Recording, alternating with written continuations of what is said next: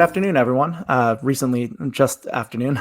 And welcome to another Nacho Tuesday here with Karina today from Fractionals United. And today we're going to talk about the rise in fractional roles. So without further ado, I'd love, Karina, if you could introduce your company or your community rather, and what you guys do. Sure. So Fractionals United, which is only 9 months old, is a free community for all current and aspiring fractional leaders so that we can connect, collaborate, and learn from each other. Great. And so what got you inspired to start this community? How did you get to where you're at in your career now, where you're heavily involved in the fractional community? So I started doing fractional work about 8 years ago before it was even a thing. It didn't have a name. Mhm. I started out in the publishing industry, got tired of one too many reorgs and layoffs, so started dipping my toes into consulting and freelance work and fell into this pattern of like running small to mid-sized businesses because like I used to explain to people, no one goes into business to run the business. Most Mhm. founders, get overwhelmed as soon as there's product market fit and, they want to focus on strategy, on service, on product, whatever, not on the day-to-day. Mhm. So they hire someone like me to do that. And it was a mouthful to explain that. Now I could just say fractional COO, which makes it so much easier. Yep. Um, I also do workflow consulting on the side. So I had a workflow client that I then became their fractional COO and went full time with for a short time. Um, as happens with most small businesses, once everything's in place, they don't need a full time COO. Mhm. So I came back to fractional at the beginning of 2023 to find that it was a very different landscape than 2 years ago. Mhm. On the one hand, it's more popular, more people want to be fractional, everyone's talking about it, writing about it. It's a thing now. But on the other hand, it felt a lot harder and lonelier.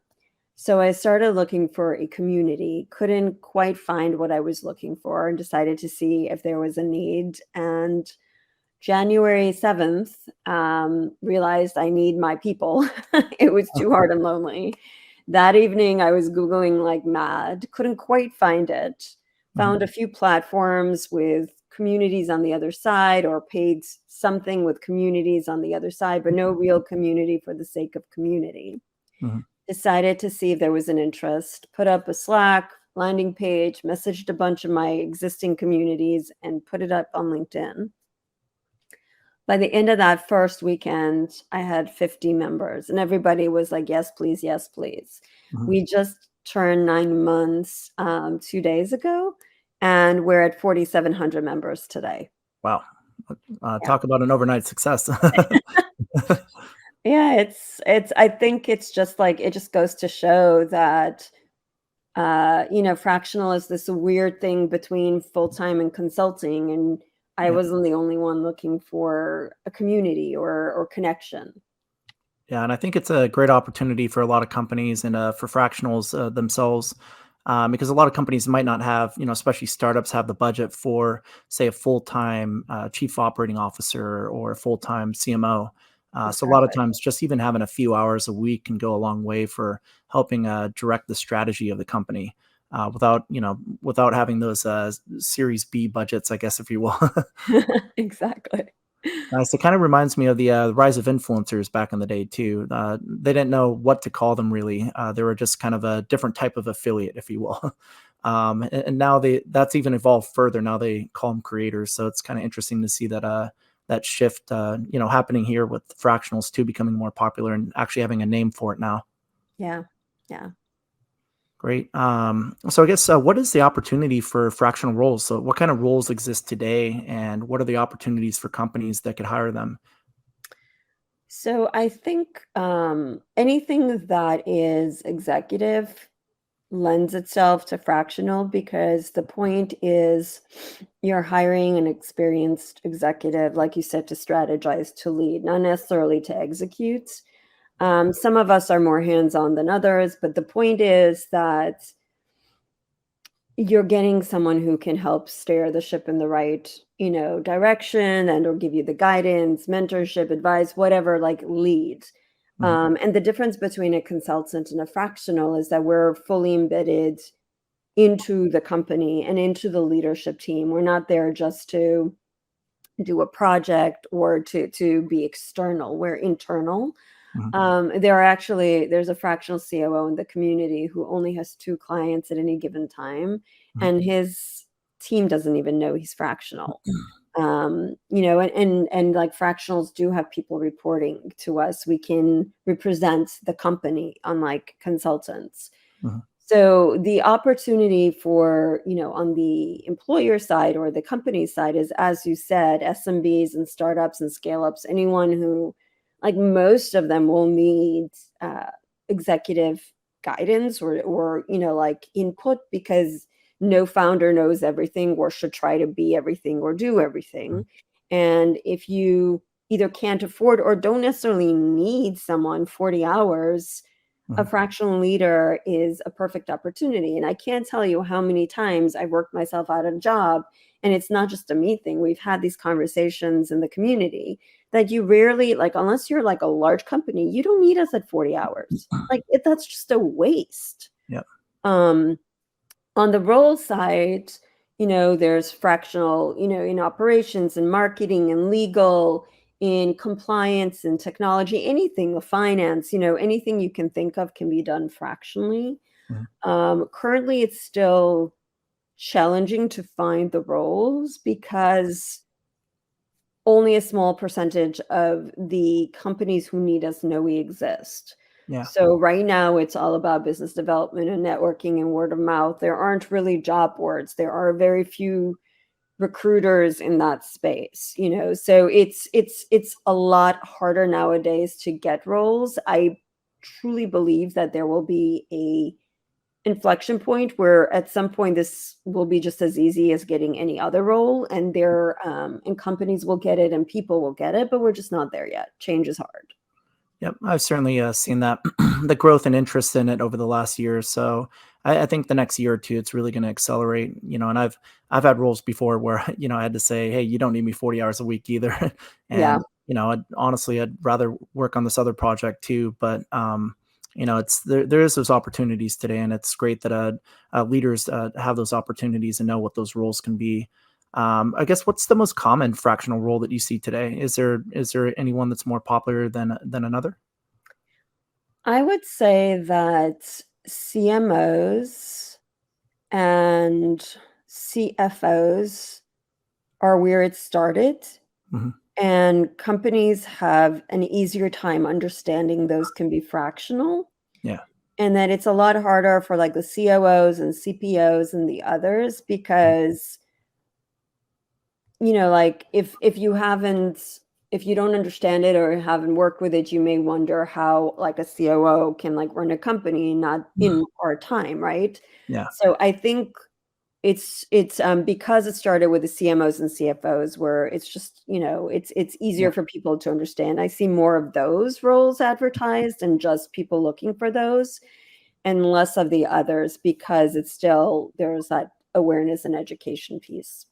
Nice. And I could see that too, because a lot of companies might have early product market fit. And so some of the first roles you're looking for is a marketing person, a senior marketing person to kind of help grow the company and whatnot. You might not be to the COO level where you need to streamline operations and processes, but getting somebody that knows what they're doing in marketing to help grow your Yeah. company can go a long way. So that definitely makes a lot of sense there.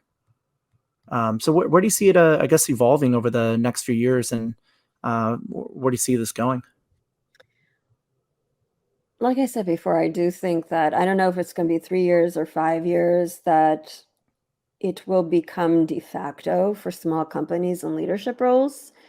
And I see more and more leaders who are tired of the same, right? Either they're in between opportunities or got let go, or just don't want to go back to the grind that was pre-COVID. And, like there's a new normal, right? Yeah. Um, there's actually another fractional community that also does a boot camp, Voyager U and John Arms, their co-founder.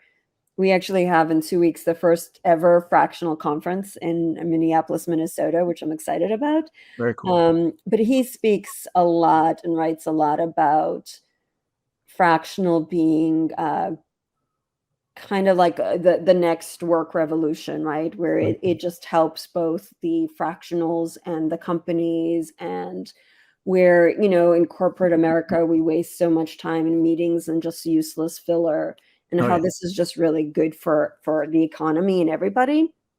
And I totally agree with that. Like, I do think that at some point this is going to be the new norm because it makes sense. Mhm. It's just, I don't know how long it's going to take for us to get there. We're all trying to push it along, but it takes time. Sounds like you got good momentum though.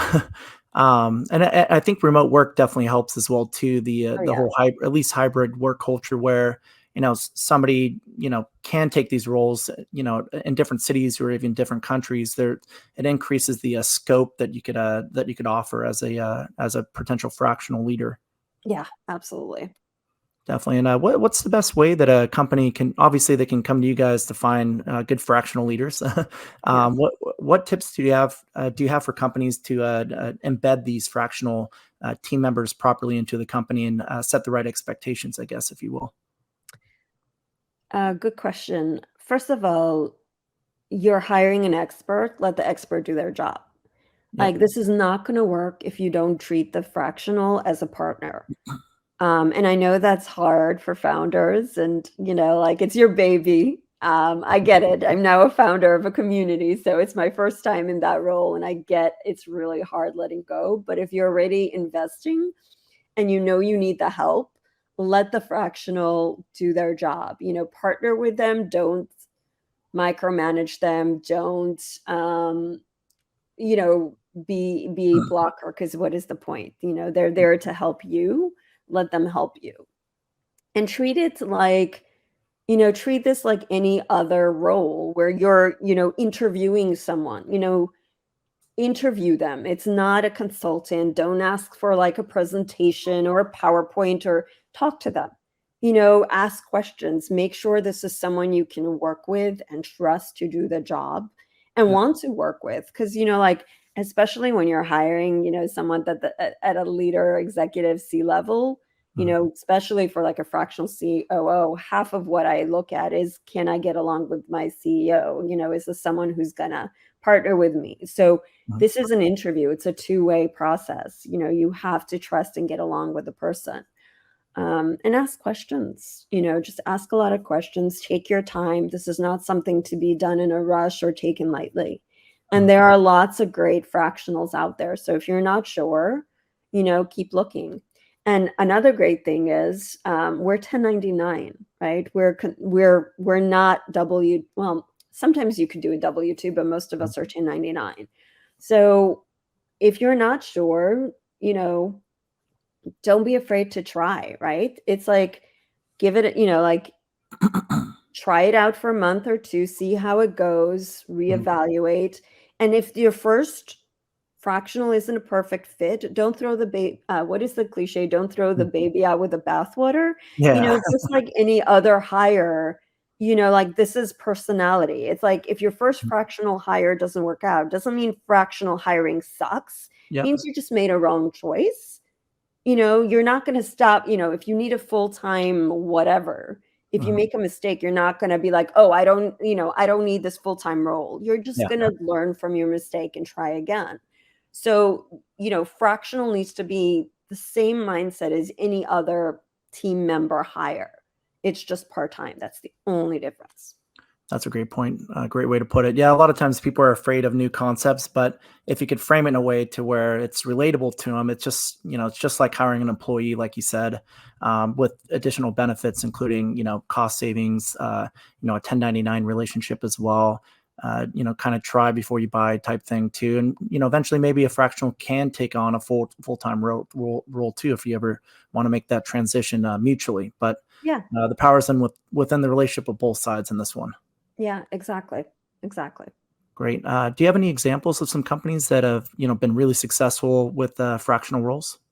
I don't have any names, that I want to share, but like, I know there are lots of companies and fractionals doing this, and there are some that I've like grown out of because they needed full time, or they're in a good place where the people and systems are in place. Um, it's happening. There are SMBs and scale ups and startups doing this. Yeah, it's happening. Great. And so you would say the average company number of companies that a fraction would work with is probably is usually about two, or is it more than that? It varies by function. Mhm. For a COO, I'd say it's 2 to 3. Yep. For a CFO, CMO, it could be a lot more. Mhm. Like, we have a blog, and the latest blog post, it's actually community sourced. And the latest blog post, which was on time management, was really good piece, was from a CMO who has like 9 at a time, which is like on the high end. But if you have a team reporting to you and you're only there for a true strategy, you can do Yeah. it. Makes sense. 9 seems a lot to me, but she's managing it. So I think it really depends on how involved you are, right? And how much you're needed in a day to day. I think the average would be 3 to 5 across functions. Mhm. Um, but yeah, for COO, like the most I've done was like 4 or 5, and I was like spread really thin. Yeah. And I was only able to do that because I tend to go from like full on to like maintenance where everything's like running very smoothly and I'm just leading and Mhm. troubleshooting and not having to do more. So I was able to do 4 or 5 because I had 1 or 2 on maintenance, but otherwise, yeah, it's hard.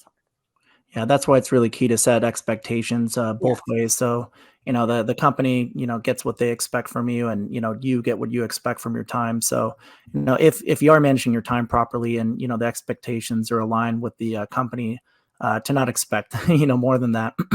If you're mostly involved in strategic work, you could definitely do a lot more projects. Yeah, and to that point, because we're fractional, we can flex, right? If the company needs more or less, we can, depending on your relationship, if it's hourly or retainer, whatever, you have that conversation. But, we can flex with the needs of the business. Yep. Certainly. So we kind of touched on this earlier, but if you're a potential fractional leader, how would you go about getting yourself ready for fractional roles? Obviously, your community's there to kind of welcome people in. Can you walk us through that process? What does it look like working with your community? What other tips would you offer for fractional leaders to kind of get their career ready to go down this direction if they're interested? Yeah. So, first, the community. It's very easy to join. There's a simple form on our website. We're a Slack community. And yeah, we have lots of resources for those new to fractional. We even had a member panel. Um, I took I sourced cross-functional fractionals, all that had like I think 15 plus years of experience, and we did like a member panel where that was very informative, and it's available for replay plus some other resources. And I think what you need to know before you make this transition is that it is very different from W-2 work. A Mhm. lot of W-2, like if you've done consulting, it's more similar than dissimilar. You work for yourself, you always have to do business development, you need to set up an LLC or, some legal structure to protect yourself and all of that. If you're going from W-2 to this, it's harder because you've never had to think about that. Yep. So it is important to realize that even though you are going to be an employee, a part-time employee, you are still self-employed. You are still working for yourself because like I said, most of the time it's 1099. So you do have to take care of, setting up an LLC. You do have to worry about your own taxes. There are things that those new to working for themselves have never done. Mhm. Time management, right? Setting expectations, having some kind of, like either your own template or, the company's template. There's just all these things you have to do to get your ducks in a row. Also, you need to be aware it's going to take time. So if you're going from W-2 to this, start looking and preparing while you're still employed.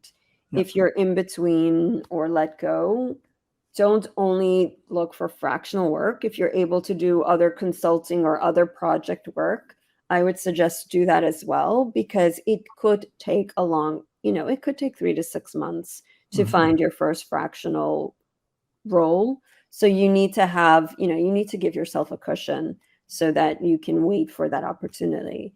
And if you have to take the first one, but it's always better to be in a position to be selective, because the worst, I guess if you have no choice, it's not the worst thing, it's some money. But ideally, you are as selective as they are, and you make sure it's a good fit. And like I Mhm. said, they will give you the opportunity to succeed, and they won't micromanage you, and it is a good fit.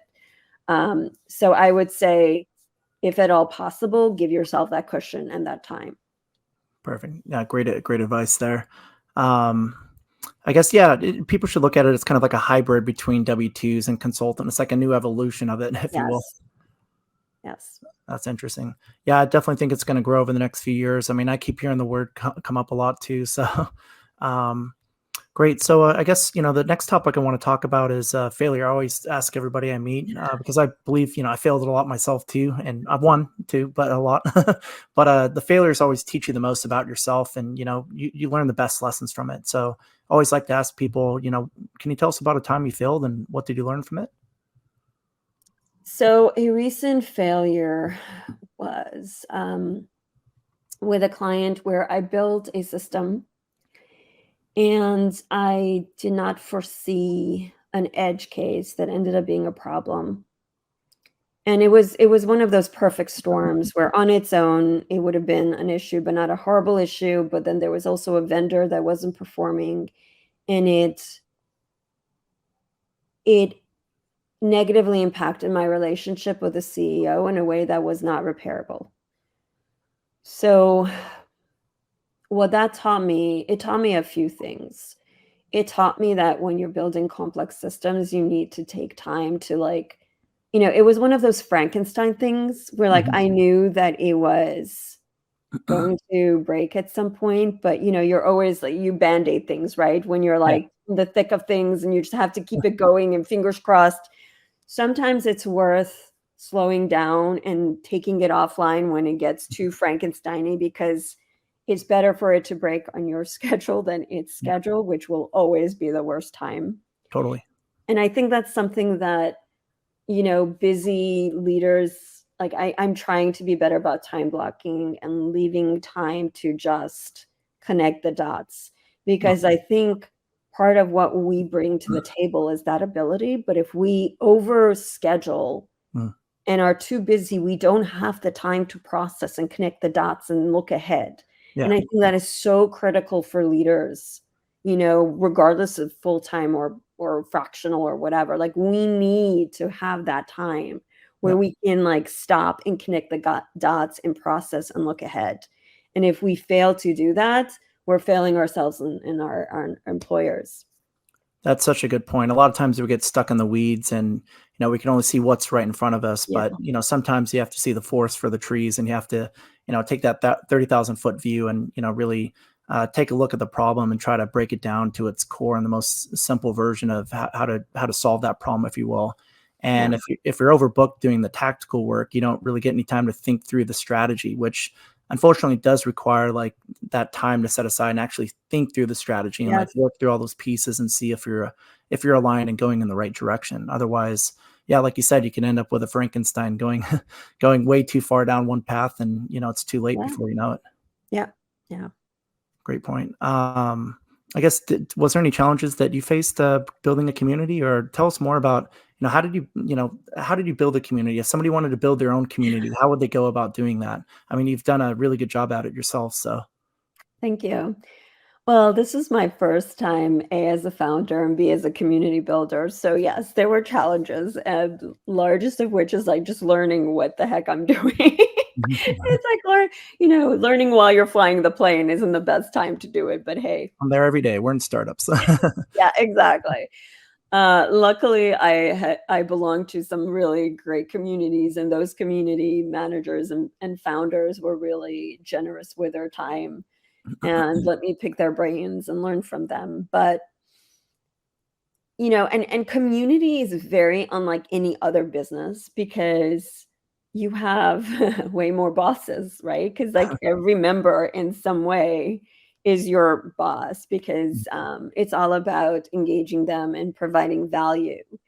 And unlike with any other business, it's like I always look at it from the viewpoint of my members. And I made the tough decision of making this free because I know there's so many people in transition, and I did not want money to be a factor at all. Like I wanted, to me, community, and especially this kind of community, should be free. So that's made monetization a challenge, which I'm still figuring out. And obviously, Nacho has helped with that Mm, in the perks program. yeah, But so that was a challenge.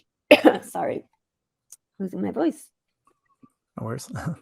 Um, just figuring at first it was just me, myself, and I had a zero budget. So unlike when I am hired by other startups, like I was wearing both the CEO and COO hats, so I had to get very creative in getting myself the support I needed. So first, like there's like a bunch of like automations and systems behind the scene which helped, but at some point I knew I needed more help, so I got a part-time community manager, Tammy, who is awesome and amazing. And then at some point, like I brought in Will, who is head of partnerships. As you've spoken to him, like on commission. So I had to get really creative because I have zero budget, right? So, and I knew I needed the help.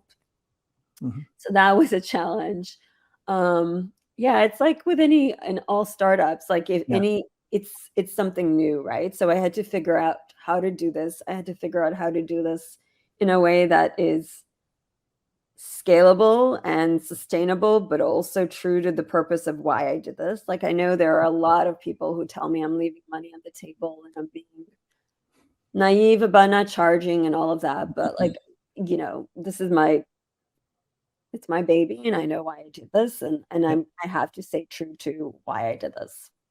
Yeah, I really respect that. I think there's definitely always opportunities to monetize, but there's always opportunities to monetize. But what it really comes down to is really caring about your customers, or in your case, your members, and really, if you could build it and people come, you know what I mean. There's going to be ways to monetize it Yeah. after that. So you've really focused on solving their core customer problem, and really helping these people out. And because of it, you've had this overnight community just really blow up. So I mean, Yeah. there's so many ways, offering perks, the premium content potentially like if you're helping with the recruiting efforts in the future, there could be ways to monetize that. But it's all about value creation. And what Yeah. you've done is really, focus on the value creation first. Then you could look at, maybe different levels of value creation after that. But unlike, it's very important that a lot of entrepreneurs kind of think this way, right? Get to market, help people solve their problem, and then you can work in the monetization stuff Yeah. afterwards. So I'm glad that you've really approached it from the customer first approach. Yeah. With Great. community, you have no choice. It's what is a community without its members? Yeah, totally. Yeah. So I guess what's anything else that people should know about Fractionals United and why they should join today? So if you are a current fractional leader or aspiring or either aspiring or fractionally curious, that's a new term we started using, fractionally curious. I forget where it came up, but I'm like, I like that. I'm going to start using that. Sounds fun. Um, we're free. So just fill out the form on our website and happy to have you join us. There's a lot of engaged, supportive fractionals and aspiring fractionals in the community. And if you're an SMB or startup or scale up that know you need the help, but can't either afford a full-time leader or know you need a full-time leader, there's also a simple form to fill out, and I will share it with the community, and you will have more than enough great leaders to choose from. That's great. So what's next for Fractionals United? Just triple, quadruple growth this year? Yeah, continue to grow, continue to provide value. There is also, because I have other fractional leaders, community leaders in the community, we are creating a fractional alliance of sorts that Mhm.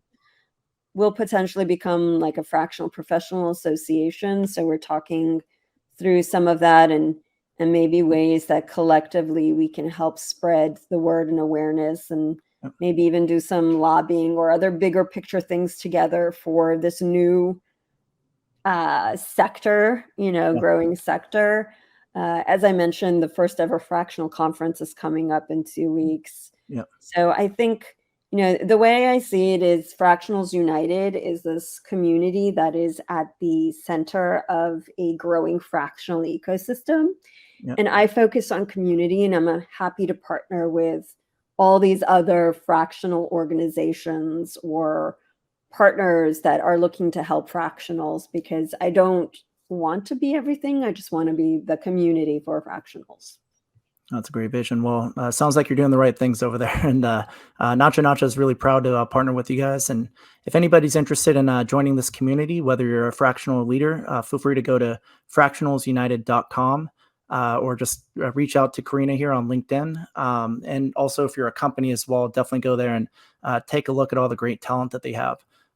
Karina, once again, we really appreciate the partnership, and we look forward to growing both of our communities together.